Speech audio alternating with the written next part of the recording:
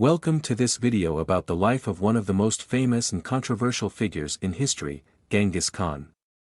Born as Temujin in the early 12th century, Genghis Khan went on to become the founder and emperor of the Mongol Empire, which at its peak spanned over 24 million square kilometers and ruled over a population of approximately 100 million people.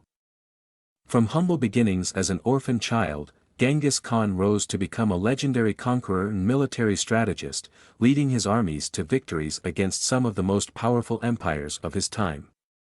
Join us as we explore the life, legacy, and impact of this remarkable figure in history. Before Genghis Khan, Mongolia was divided into several rival tribes that fought for control of land and resources. The tribes were often at war with each other and there was little unity or stability in the region. The nomadic peoples who inhabited the region lived mainly from herding and hunting, and were known for their skill in riding and wielding the bow. Mongol society was organized into clans and tribes, with local chiefs who exercised limited authority over their own communities. It was against this backdrop of conflict and fragmentation that Genghis Khan was born and began to forge the unified Mongol Empire. His childhood, Genghis Khan's life before becoming the great conqueror of the Mongol Empire is shrouded in mystery and legend. According to traditional accounts, Genghis Khan was born in 1162 to a poor nomadic family in the region of present-day Mongolia. His birth name was Temujin. During her childhood, Temujin experienced many challenges and hardships. His father, Yasugei, was an influential clan leader, but he was poisoned by a rival tribe when Temujin was only 9 years old.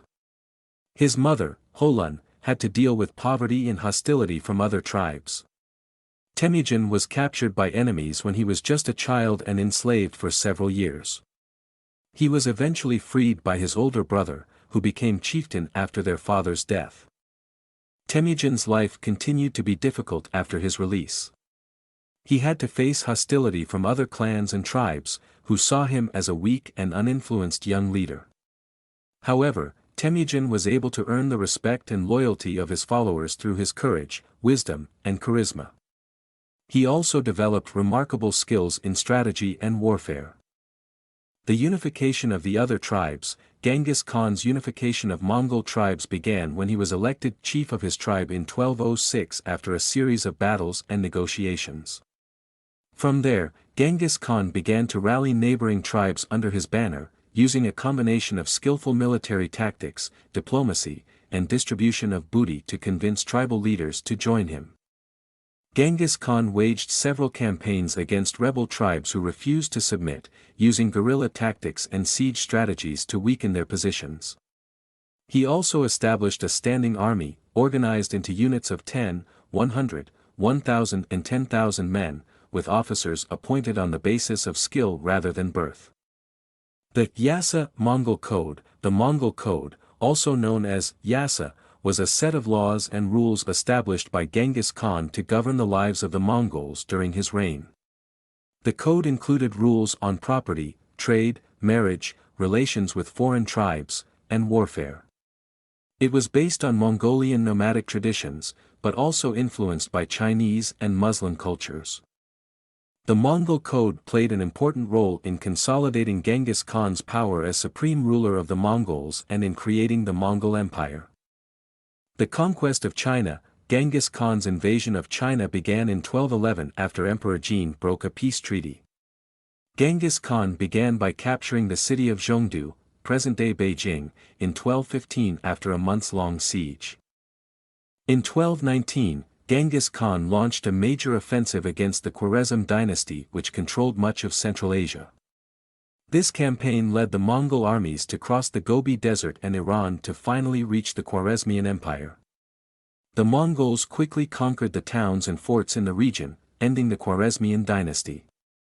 After the victory over the Khwarezmians, Genghis Khan turned his attention to the Jin dynasty, which he finally defeated in 1234, thus ending the Jin dynasty's rule over northern China.